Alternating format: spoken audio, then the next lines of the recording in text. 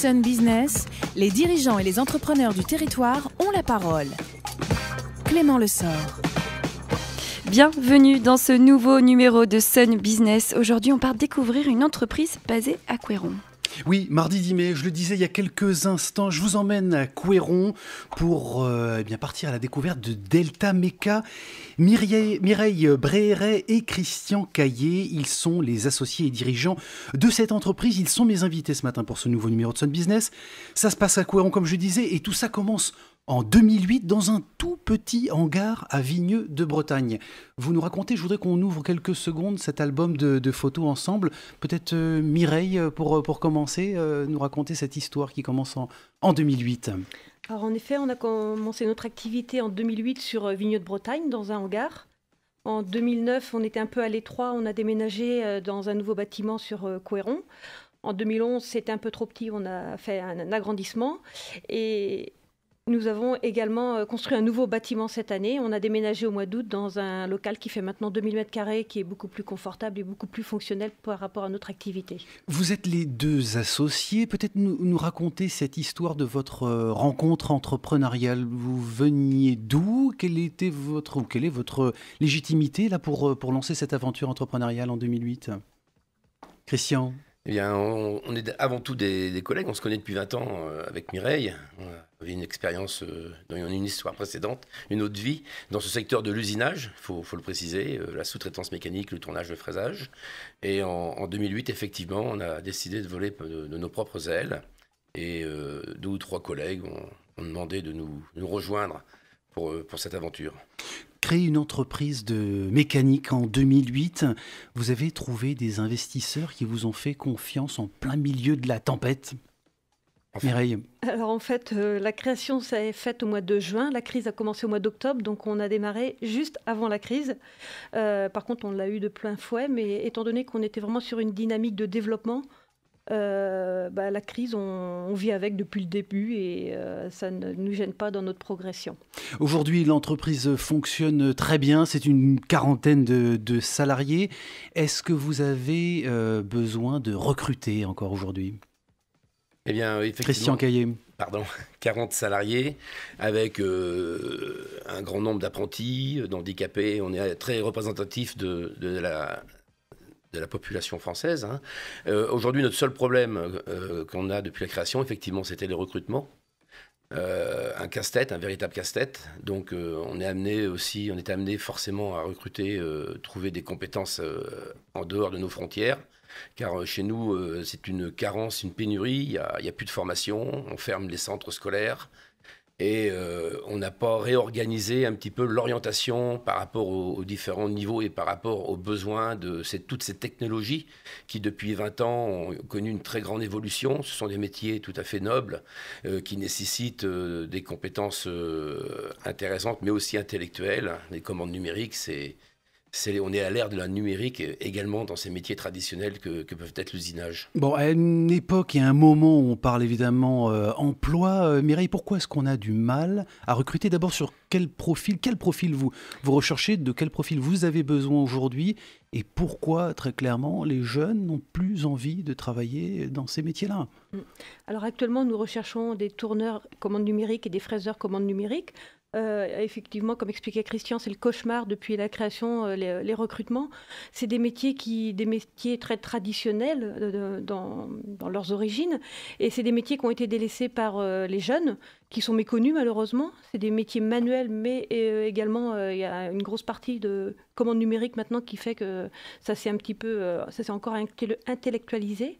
Et c'est des métiers qui sont méconnus des jeunes, que les centres de formation n'arrivent pas à remplir leur groupe. Et on est en carence sur nos recrutements. Christian, quand vous cherchiez justement, il y a encore tout récemment, j'ai vu que vous aviez posté sur le compte Facebook, ce sont des nouveaux, évidemment, médias en termes de recrutement. C'est l'occasion aussi aujourd'hui d'en parler à la radio.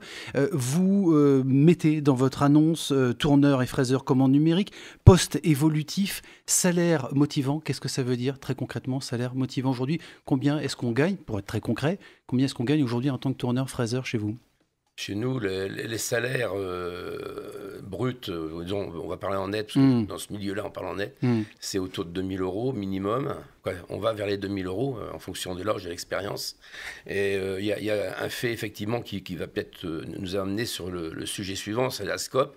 Donc, cette transformation en SCOP, coopérative ouvrière, nous a permis aussi de partager les bénéfices, donc ce qui augmente encore d'autant plus le pouvoir d'achat des salariés.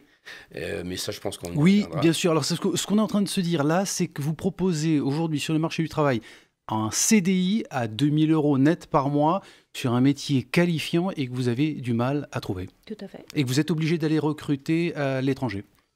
Voilà, tout à fait. On était obligés, encore aujourd'hui, hein, on est forcément sur le territoire, on est avec tous les acteurs de l'emploi locaux, régionaux, mais étant donné qu'on nous propose personne et étant donné qu'on a un outil même qui fonctionne qu'à 80%, on est bien obligé de trouver des solutions par nous-mêmes. Mireille, quelle est la responsabilité de la classe politique ou de l'éducation nationale dans cette situation de désaffection des filières de notre jeunesse? Je pense que là, il y a une réelle prise de conscience. Enfin, ça fait déjà un moment sur ce type de métier, mais c'est surtout la formation des jeunes, du monde enseignant également, je pense, qui n'est pas assez formé et qui connaissent pas ces métiers-là. Donc, forcément, ils ne vont pas orienter les jeunes vers ces métiers. Donc je pense qu'il y a un vrai problème à la base. On est dans un pays qui méprise, peut-être, il y a une forme de condescendance de ces métiers-là. Aujourd'hui, tous les jeunes ont envie de faire du code, peut-être d'être devant un ordinateur toute la journée, et plus tellement dans ce contexte, dans cet environnement. On est encore dans un fantasme de l'époque de Zola, peut-être, sur ces métiers-là. L'industrie est poussiéreuse, elle est pénible, cette industrie. Oui, on est tout à fait en désaffection par rapport à tout ce qui est travail manuel en France, je dirais. C'est tout à fait culturel. Il n'y a rien de très noble à vouloir voir ses enfants dans les filières techniques et manuelles. Donc il y a déjà effectivement ce fait culturel qu'il faudrait travailler avec nos politiques, avec nos médias. Mais là, on vous y contribue aujourd'hui. Je vous en remercie. Il y a également ce manque de recensement par rapport aux besoins de l'industrie. On a voulu, il y a 30 ans, désindustrialiser la France, aller vers le service et encourager la délocalisation. Alors qu'effectivement, il y a sur notre territoire, on y revient aujourd'hui, il y a un réel besoin et de l'avenir pour tous ces métiers techniques, toutes les filières, qu'elles soient bois, acier, les métaux du fer, etc. Donc effectivement, les métiers de bouche, on valorise également tous ces aspects-là et on revendique également nos besoins. Création donc de l'entreprise en 2008. En 2015, vous décidez, ce tournant évidemment important, d'ouvrir l'actionnariat aux salariés, et ça commençait déjà avec des contrats d'intéressement et un plan d'épargne entreprise. Donc la culture, on peut le dire, hein, c'est un projet qui est né depuis le départ de l'entreprise. Vous souhaitiez ouvrir l'actionnariat aux salariés. Oui, depuis la création de l'entreprise, on avait comme objectif d'ouvrir l'actionnariat aux salariés.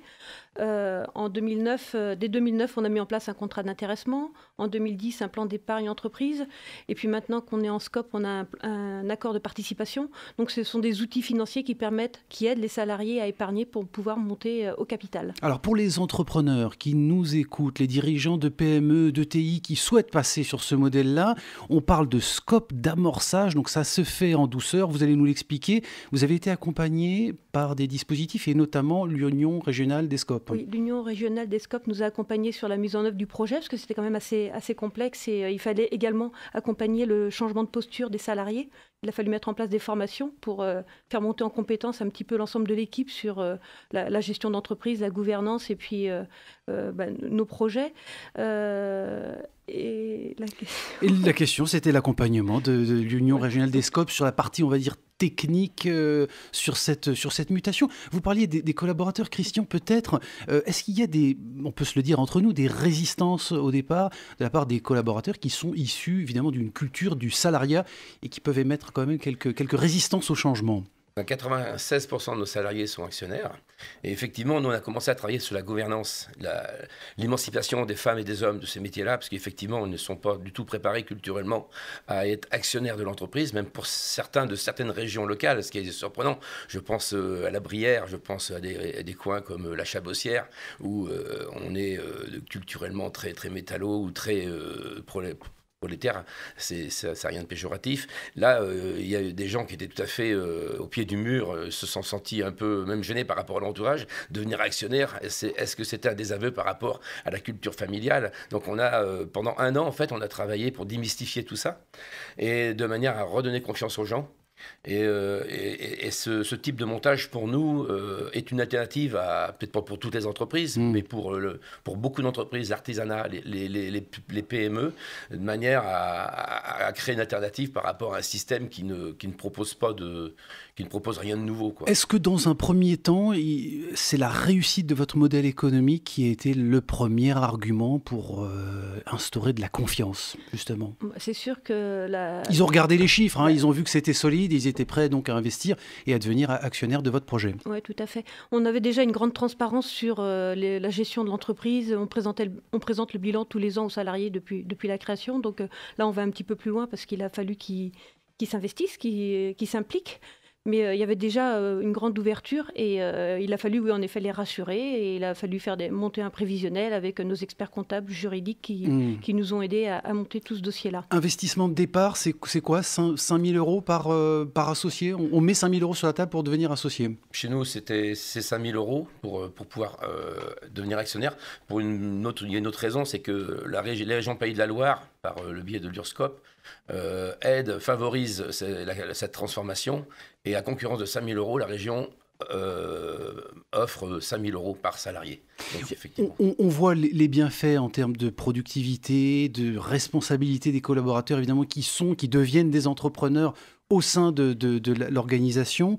En termes de communication et notoriété, vous êtes aujourd'hui évidemment dans le studio parce que également vous avez eu l'audace de transformer votre modèle. On est arrivé au bout d'un cycle. Vous pensez que c'est généralisable cette affaire-là, que c'est duplicable à d'autres modèles et peut-être d'autres domaines d'activité au-delà de l'industrie?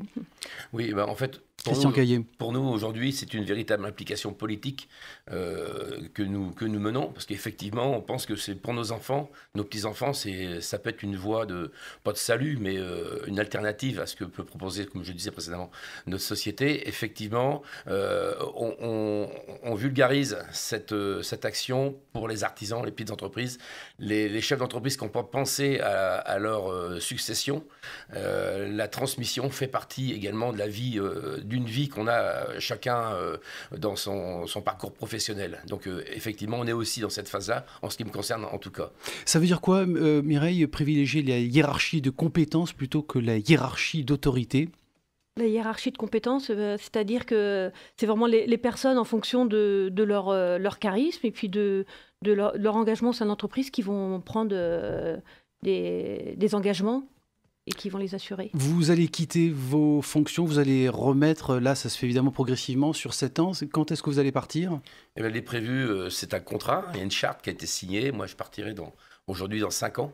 Et dès lors, on met en place la succession, on a trouvé des charismes pour chaque métier, et en fait, c'est en place. Donc, la scope, la hiérarchie transversale, c'est aussi s'appuyer sur les métiers, les compétences de chacun, et les reconnaître. Mireille, peut-être juste dernière question et 10 secondes. Qu'est-ce que vous ressentirez sur le parking en quittant votre entreprise le dernier jour, là, avant de rejoindre votre voiture? Une grande satisfaction déjà de voir que ce projet qu'on mûrit depuis plusieurs années se concrétise et de voir qu'on a une solide équipe autour de nous avec un fort potentiel et qui nous rassure vraiment pour l'avenir de Delta Meca. Mireille Bréré, Christian Caillé, mes invités ce matin. Pardon de vous avoir un petit peu bousculé. Delta Meca, ça s'appelle Delta Meca et bravo pour cette initiative qu'on salue et que je voulais mettre en valeur ce matin dans ce numéro de Sun Business. Clémence. Merci Clément Lessort. Donc on rappelle que l'entreprise cherche à recruter